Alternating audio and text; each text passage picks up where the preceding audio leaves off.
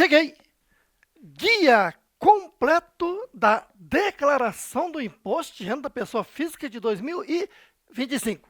Acompanhe. Do dia 1º de janeiro de 2024 a 31 de dezembro de 2024, nós tivemos o ano calendário 2024. O ano em que ocorreram os fatos. Comprou, vendeu, pagou, recebeu, teve renda, teve despesa, enfim, o ano em que teve que aplicar a legislação do imposto de renda. E o ano seguinte é o ano da declaração, o ano chamado exercício financeiro. Certinho? Então, falou-se em exercício financeiro 2025, entende-se que o ano calendário é 2024. Então, nós estamos no exercício financeiro 2025, o ano da declaração. E o ano calendário é o ano anterior. Então, estamos declarando o que aconteceu no ano anterior. Então, a lei do imposto de renda já foi aplicada. E tudo que você está aprendendo neste vídeo vai ser aplicado também para esse ano calendário 2025 do exercício financeiro 2026. Então, acompanhe. A primeira coisa que eu tenho que te dizer é o seguinte. Uma coisa é calcular e recolher o imposto. Outra coisa é declarar o imposto. Declarar o imposto é uma vez por ano, no ano seguinte. Já apurar e recolher o imposto é mensalmente. Então, a lei diz que o imposto de renda deve ser apurado e recolhido em bases mensais pelo regime de caixa. Ou seja, só é rendimento o recebido, só é despesa a paga no mês. E aí, apuro o imposto do mês e devo recolhê-lo até o último dia útil do mês seguinte. Então, isso tudo já aconteceu durante o ano calendário. Certo aí? E, claro, no ano seguinte, eu devo preparar a declaração do imposto de renda da pessoa física e transmiti-la à Receita Federal do Brasil até o último dia útil de maio, que neste ano vai dar dia 30, sexta-feira, 30 de maio. Certo aí? E lembre-se, lá por volta do dia 25 a 28 de fevereiro, como de praxe, a Receita Federal deverá publicar uma instrução normativa regulamentando a declaração do Imposto de Renda 2025. Veja que a Receita Federal não está mudando a lei do Imposto de Renda, que ela não tem essa competência. Ela está regulamentando a declaração, dizer as regras de declaração, que são as mesmas com algumas mudanças tecnológicas, como acontece todos os anos. Tá? E ali no início de março, por volta ali do dia 3 ou um pouco mais, a Receita Federal deverá disponibilizar o programa gerador da declaração do imposto de renda de 2025, para geralmente iniciar a entrega da declaração lá para o dia 15 de março e tendo prazo máximo até 30 de maio. Certo aí? Muito bem. Então veja que, nós estamos nessa época da declaração. Mas de nada adianta você querer fazer declaração se você não entende o que a legislação fez com o contribuinte no ano passado. Daí é que não adianta você só comprar um curso de declaração. Você tem que comprar um curso que ensina a aplicação da legislação do imposto de renda, como é o meu curso, e vou te explicar melhor depois. Agora acompanhe. Quando se fala em imposto de renda, a primeira coisa que você tem que ter em mente é que imposto de renda da pessoa física se divide em 3 partes. Isso não está escrito em lugar nenhum, tem que estar na sua mente profissional. Certo? Assim, 1, origens. 2, aplicações. 3, cálculos. Certinho?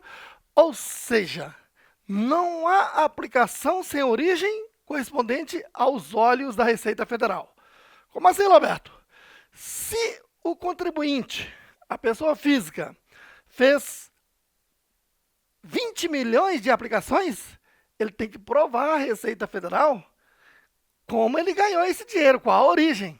Por isso, entende-se por aplicações aquilo que você gastou, você pagou comprando bens e direitos e outros pagamentos e doações que você fez.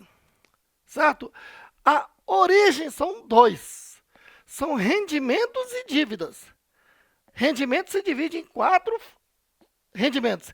Rendimento tributável recebido de pessoa jurídica, rendimento tributável recebido de pessoa física, rendimento tributável exclusivamente na fonte definitivo, rendimentos isentos e não tributáveis. Então, esses são os rendimentos que você pode justificar. Se você não teve rendimento, mas de repente alguém te emprestou ou o banco te emprestou, você vai informar aqui em dívidas e ônus reais, certo? Então, você diz, espera aí, esses 20 milhões que eu apliquei comprando uma mansão aqui, né, foi o banco que me emprestou esse dinheiro. Tive essa moral. Pronto, você justifica aqui qual foi o banco que te emprestou o seu CNPJ e o banco vai confirmar isso, né, nos cruzamentos. Certo aí? O importante é que não há aplicação sem origem correspondente. Outro ponto. Você vai perceber que na declaração do imposto de renda, geralmente as origens são maiores. Devem ser maiores ou iguais às aplicações, mas geralmente são maiores. Mas por que, Roberto? Pelo seguinte, raciocínio Roberto. Roberto é um trabalhador assalariado, ele recebeu o salário de janeiro, fevereiro até dezembro. Certinho? Digamos, 10 mil por mês líquido. Mas desses 10 mil por mês líquido, uma parte o Roberto consumiu. Com pequenas coisas como, né, gasto com ônibus, ou táxi, ou Uber, gasto comprando, indo à sorveteria, indo ao barzinho, comer uma pizza, né, mantimentos para a residência. Veja que são despesas que, né, eu não estou obrigado a declarar. É a chamada renda consumida. Tá? Então, desses 10 mil aí, o Roberto já vem aí tendo essa renda consumida aí de uns 3, 4 mil por mês, na verdade. Então, com o restante que ele foi poupando, ele comprou um imóvel, ele vai declarar aqui. Ele comprou uma motocicleta, ele vai declarar aqui. Ele gastou com o hospital, vai declarar. Enfim, você está vendo que, nesse caso, ele vai ter mais origens do que aplicações. Esse é o comum do contribuinte. Agora, se acontecer o contrário, o contribuinte, né, apresentar a declaração e ter mais aplicações do que origem, não tenha dúvida, vai para malha fina ou malha fiscal. Não se assuste, porque malha fina ou malha fiscal é nada mais, nada menos do que uma relação de contribuinte que vai ter que prestar mais informações à Receita Federal. Certo aí? Isso funciona assim. Existe o ECAC, né, que é um atendimento ao consumidor de forma digital. Tá? Que é uma caixa postal. A Receita Federal joga lá na caixa postal, lá, ECAC, dizendo, você caiu na malha fina, por causa disso. Aí você diz, é verdade, eu acabei declarando um bem em duplicidade, por isso que aumentou aqui. Ou então eu esqueci de declarar um rendimento e você retifica a declaração e em 5 dias ele sai da malha. Agora, se você não conseguiu justificar, aí a Receita Federal vai pegar essa diferença e considerar como rendimento tributável e cobrar o imposto e juros e multas pelo atraso. Certo aí? Muito bem. Então, nós temos origem e aplicações que você não pode perder de vista esse raciocínio. Tá? E aí, então, o terceiro item que são cálculos. No cálculo eu tenho um modelo completo e um modelo simplificado. Vamos lá. Modelo completo. Eu pego o rendimento tributável bruto, vou passar rapidinho aqui, menos deduções de despesas que a lei permite deduzir. Aí eu encontro o rendimento tributável líquido, que é a base de cálculo. Certinho? Então aqui eu incluí rendimento tributável do ano todo. E aí, encontrada a base de cálculo, aplico a alíquota lá da tabela progressiva anual, que vai de 7,5 a 27,5. A tabela progressiva anual é nada mais, nada menos do que pegar a tabela progressiva mensal e multiplicar por 12. Encontrei aqui um total. Subtraio a parcela deduzida da tabela progressiva anual, encontrei o imposto de renda devido total do ano. E aí, posso subtrair aqui as antecipações feitas ao longo do ano e vou encontrar um imposto de renda saldo a restituir se o valor antecipado foi maior do que o valor devido. Ou saldo a pagar se o valor antecipado foi menor do que o devido. Essa é a matemática da estrutura da declaração do modelo completo.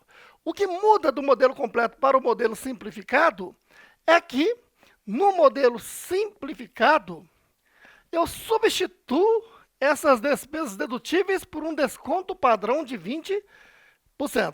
Ou seja, se você está no modelo completo e a Receita Federal exigir que você apresente, por exemplo, despesa médica, você vai ter que somar pegar os recibos, notas fiscais de hospitais, digitalizar e enviar pelo ECAC para provar que você teve mesmo essa despesa, certo?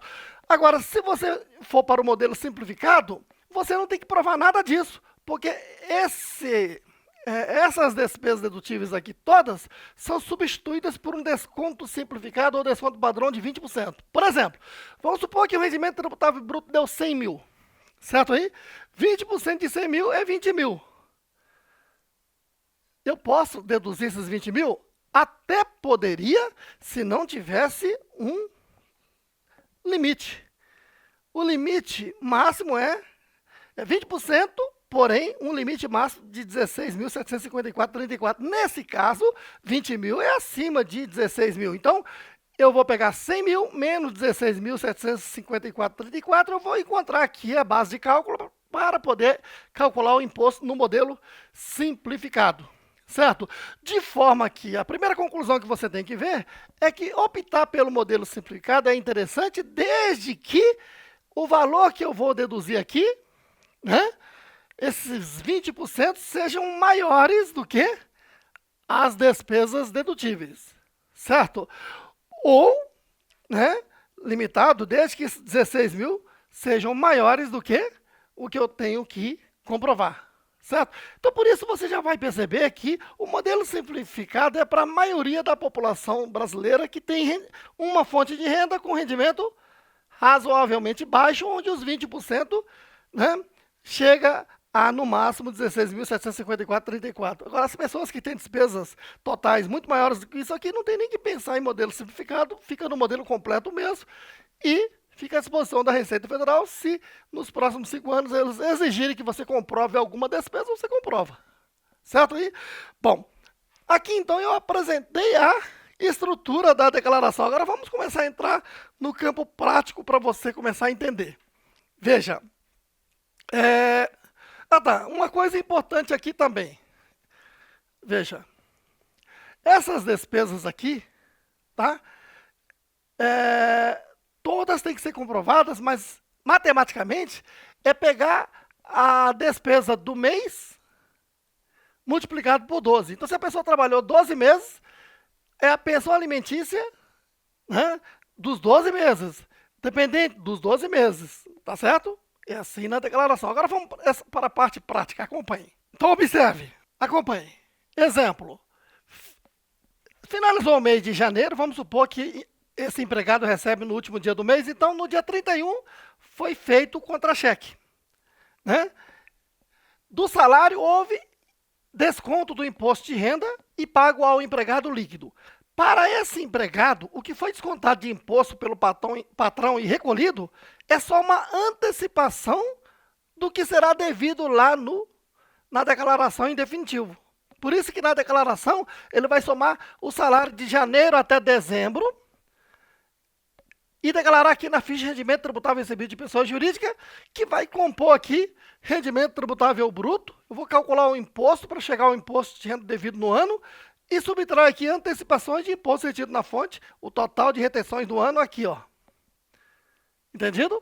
Da mesma forma, o que foi recolhido no formato carnê-leão, também é uma antecipação. Eu vou, né, declarar aqui na ficha de rendimento tributável recebido de pessoa física o rendimento do ano todo, e ele vai compor aqui o rendimento tributável bruto, recebido de pessoa física, faça o cálculo, encontrei o imposto de renda devido, subtrai antecipações, imposto, o total do ano, de janeiro a dezembro, do carnê-leão, para encontrar o saldo a restituir ou a pagar, certo? E lembre-se, o alfabeto do imposto de renda é retenção em carnê-leão, né? Retenção é quando a pessoa física recebe rendimento pago por uma pessoa jurídica. Aquela pessoa jurídica é considerada fonte pagadora e ela deve reter, descontar e recolher e pagar só o líquido, como é o caso do salário. Certo aí?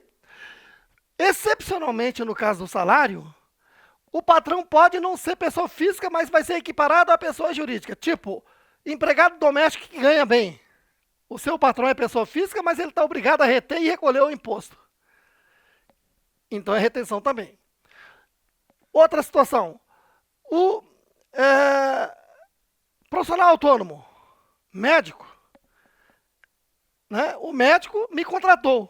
Eu, pessoa física, vou lá trabalhar como secretário, né? Ou então eu sou um outro médico que vou trabalhar né, como empregado dele. Ele é aquele profissional médico autônomo, é pessoa física, mas ele está obrigado a reter e recolher o imposto e eu, como contribuinte, vou declarar aqui meu salário já com o imposto retido na fonte. Certo aí? Então, via de regra, retenção é quando existe uma fonte pagadora à pessoa jurídica. Excepcionalmente, no salário de empregado doméstico e profissional autônomo, há também retenção, ainda que o patrão seja uma pessoa física. Agora, outras situações é só pessoa jurídica que se faz a retenção. Agora, se a pessoa física recebe renda paga por outra pessoa física, então ele recebe o rendimento bruto e ela própria calcula e recolhe o imposto. Essa modalidade em que o próprio contribuinte calcula e recolhe denomina-se carnê-leão. Por quê? Porque ele é obrigado a usar o programa da Receita Federal chamado Carnê-Leão, que hoje é web, está lá na nuvem, ele vai lá e se cadastra e cria uma senha, entra lá, passa as informações e o programa Carnê-Leão dá um DARF, uma guia para o contribuinte recolher até o último dia útil do mês seguinte. Tá? Isso é no caso de aluguel, honorário, certo? Recebido de outra pessoa física. Então ele calcula no Carnê-Leão, recolhe o imposto, isso é só uma antecipação. Quando chega a época da declaração, basta importar as informações do Carnê-Leão para essa ficha de rendimento tributável recebido de pessoa física. E ele preenche tudo isso aqui automaticamente e o somatório dessas duas fichas é que vai para o cálculo. Certo aí? E o que foi retido e o que foi recolhido no Carnê-Leão são antecipações tributárias, porque o definitivo é na declaração. Daí o direito de abater. Tá claro aí? E as outras fichas, Roberto? Tem que ser preenchidas? Sim. Aqui eu tenho que preencher outros rendimentos. Né? Por isso, ao longo do curso, você vai entender que tem uma relação de rendimento que entra nessa primeira ficha. Tem uma outra relação de rendimento que entra na segunda ficha. E outra relação de rendimento da terceira ficha e outra relação de rendimento dessa quarta ficha. Bom, aqui, rendimento tributável exclusivamente na fonte significa dizer o seguinte: houve uma retenção por uma pessoa jurídica e ela já recolheu, só que para mim, pessoa física, foi definitivo. Aí eu vou declarar só o valor líquido. Assim, eu apliquei dinheiro junto ao banco, num CDB. Digamos, apliquei 100 mil, rendimento foi 10 mil, sobre esses 10 mil teve imposto de renda de 20%, 2 mil, o banco descontou 2 mil, recolheu e me pagou um resgate de rendimento líquido de 8 mil. Esses 8 mil eu vou declarar nesta ficha aqui para servir de origem do recurso que eu apliquei. Então, veja que esse rendimento tributável exclusivamente na fonte é porque houve, então, retenção e é definitivo. Mas existe um rendimento tributável definitivo também, que é o seguinte: assim como o aplicativo Carnê-Leão, existe um aplicativo chamado GCAP, Ganho de Capital. Funciona assim: o Roberto vendeu um bem de valor acima de 35 mil com lucro, com ganho de capital. Aí o Roberto está obrigado a fazer uso do GCAP e o GCAP vai calcular o imposto e dar um DARF para recolher. Digamos que Roberto tinha comprado um carro no valor de 20 mil e vendeu por 40 mil. Vendeu por 50 mil, teve ganho de capital de 30 mil. Sobre os 30 mil vai ter o imposto de renda aí de 15%. Né? E o valor líquido do Roberto declara aqui na ficha rendimento tributável definitivo. Veja que são duas modalidades de rendimento na mesma ficha. Apenas o conceito é diferente. Certo? Além disso, existe o rendimento isento e não tributável. Por exemplo, existe ganho de capital isento na venda de bens. Como regra, por exemplo, se vender um bem com lucro, com ganho de capital, mas o valor de venda não ultrapassou 35 mil, esse ganho de capital é isento, eu declaro aqui. Qualquer bem, móvel ou imóvel. Certo? Outra, rendimento de caderneta de poupança é um rendimento isento. Recebeu indenizações trabalhistas, é isento. Recebeu saque de FGTS, é isento, vou declarar aqui. Ó. Veja que esses rendimentos são apenas origens. Além disso, as dívidas e ônus reais. Tá ok? Para finalizar, alguns exemplos interessantes para você colocar na sua cabeça do seu dia a dia. Tá? Uma coisa é empréstimo, outra coisa é financiamento. Digamos que o Roberto pegou um empréstimo de 100 mil reais junto ao banco. Então, veja, Roberto vai declarar que o seu dinheiro está na conta corrente. Claro que o Roberto não vai deixar esse dinheiro parado, então ele aplicou. Mas está lá no banco aplicado, 100 mil, certo? Vai declarar aqui na declaração de bens. Ou então o Roberto usou e comprou um imóvel. Ou comprou um carro. Eu vou declarar o bem aqui, certo? E qual a origem? Empréstimo bancário, vou dizer o CNPJ do banco que me emprestou. Entendido aí? Isso é empréstimo. Agora, o que é financiamento? Financiamento é uma operação triângulo onde muita gente até hoje continua declarando errado. Então acompanhe o raciocínio. O Roberto se interessou em comprar um imóvel de 500 mil. Foi lá na imobiliária e falou, quero esse imóvel aí. Aí a imobiliária diz, 500 mil, você tem esse dinheiro, Roberto? Eu falei, não tenho. Aí a imobiliária falou, por que você não faz o seguinte, Roberto? Vai lá no banco e faz um financiamento. Então é uma operação triângulo entre banco, fornecedor e o comprador. Então o Roberto, comprador, foi ao banco e falou, eu quero financiar aquele imóvel lá. Aí o banco falou, beleza, eu pago à imobiliária 500 mil, você assina esse contrato aqui de 1,5 milhão, não se preocupe que é 1,5 milhão, porque eu coloquei juro aí, para você pagar em suaves prestações de 30 anos. Certo aí? Só que você vai ter que dar uma entrada de 20%. Então, o Roberto pagou 20% de 500 mil, 100 mil. Certo aí? E digamos que a prestação seja de 3 mil reais. Uma hipótese. Aí o que acontece? O que o Roberto tem que declarar é o seguinte. Muita gente erroneamente declara imóvel, 1,5 milhão. Financiamento, 1,5 milhão. Está errado isso. O certo qual é?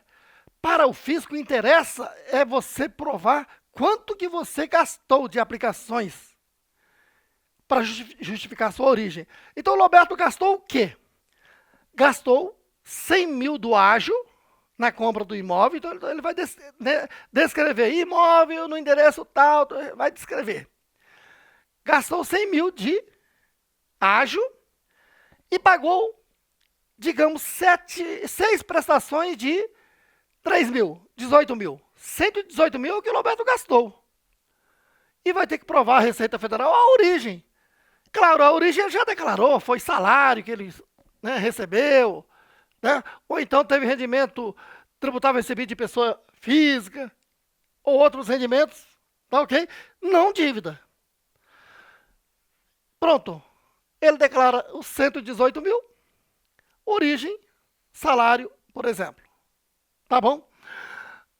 Agora, como é que fica? Lá na declaração de bens tem saldo anterior e o saldo atual. Saldo anterior seria 31 de dezembro de 2023, saldo zero. Como ele comprou em julho de 2024, saldo atual 31 de dezembro de 2024, imóvel 118 mil. Lá no ano seguinte, digamos que o saldo anterior é o quê? 118 mil. Durante o ano, ele pagou aí as 12 prestações de 3 mil, 36 mil. Né? E também fez uma reforma de 50 mil. Então teve mais 86 mil. Então vai pegar esses 118 mil mais 86 mil e colocar o novo saldo atual. E assim vai até um dia ele vender esse imóvel. Então não tem que informar a dívida de nenhum financiamento, seja de carro, seja de imóvel, aqui. Tá? E para finalizar, o que é fonte de renda? Fonte de renda é o seguinte, muitas vezes se fala, fulano tem uma fonte de renda para imposto de renda, Beltrano tem 5 fontes de renda. Será que tudo isso aqui é fonte de renda? Não. Somente são consideradas fontes de renda as rendas que compõem o rendimento tributável bruto. Portanto, são os rendimentos tributáveis recebidos de pessoa jurídica e rendimento tributável recebido de pessoa física. Exemplo, vamos supor que o Roberto passou no concurso para ser auditor do Tribunal de Contas da União, TCU, certo aí? Aí ele ganha bem. O salário dele vem descontado do imposto de renda, ele vai declarar aqui em rendimento tributável recebido de pessoa jurídica, compõe rendimento tributável bruto, portanto isso aqui é uma fonte de renda. Tá bom? E o Roberto foi aplicando esse dinheiro junto ao banco e teve um resgate com imposto retido na fonte. Esse rendimento é uma fonte de renda do Roberto, já que ele aplica todos os meses? Não, porque ele é declarado aqui no rendimento tributável exclusivamente na fonte o valor líquido. Então isso não é fonte de renda. Mas o Roberto continua todo mês aplicando, não tem problema. Fonte de renda do Roberto é só o salário, tá ok? E aí com o tempo ele juntou tanto dinheiro aqui aplicado no banco que ele comprou um imóvel, né? E alugou a terceiro. Ao alugar a terceiro, tem que saber, alugou para quem? Ele alugou para uma pessoa física, então o Roberto tem que fazer o carnê-leão e recolher. Ou alugou para pessoa jurídica, então aquela pessoa jurídica tem que reter. De qualquer forma, aqui eu vou ter um rendimento tributável ou recebido de pessoa jurídica ou recebido de pessoa física. Portanto, nesse caso, é a segunda fonte de renda do Roberto. Certo aí? Tá bom, o Roberto continua aplicando dinheiro lá no banco, tá tendo rendimento tributável exclusivamente na fonte, e daqui a pouco ele foi e falou, poxa, estou com um bom dinheiro, vou aplicar agora na Bolsa de Valores. Na Bolsa de Valores, quando você vende as ações, você mesmo calcula o ganho líquido, calcula o imposto e recolhe. Isso se declara aqui em rendimento tributável exclusivamente na fonte e definitivo, porque é um rendimento definitivo. Portanto, isso não é fonte de renda. Aí o Roberto, que estudou tanto, agora está dando aula numa faculdade. E na faculdade, ele recebe salário. Do salário vem descontado o imposto. Opa, então o Roberto tem 3 fontes de renda. Deu para entender o que é uma fonte de renda? Pronto! Se essas informações foram úteis para você, dê uma porrada aí no like, inscreva-se aqui no canal e valorize o trabalho de um professor. E quer aprender imposto de renda do zero ao avançado e começar a ganhar dinheiro a partir deste momento? Faça um curso como este, onde o professor ensina no chamado Ensino Raiz, aqui tudo organizado com mapas mentais aqui no quadro. Cuidado! Quando sai o programa da Receita Federal, a maioria das pessoas aí, influência, etc., grava a tela do programa da Receita Federal e diz, aqui você coloca, né, seus dados, aqui você coloca outros dados. Você não está ensinando imposto de renda dessa forma. Isso aí é só um tutorial de como usar o programa da Receita Federal. Um curso de imposto de renda explica toda a aplicação da legislação ao longo do ano calendário para depois poder apresentar a declaração do imposto de renda. Então, este é um curso. Onde você vai encontrar? Aqui, ó, natacursos.com. Procure lá. IRPF 2025. Detalhe importante, esse é um curso riquíssimo, que este professor ficou mais de 40 noites gravando, custa mais de 40 horas de gravação mesmo, certo? E custa menos do que 1 hora de motel. Aproveite. Tamo juntos!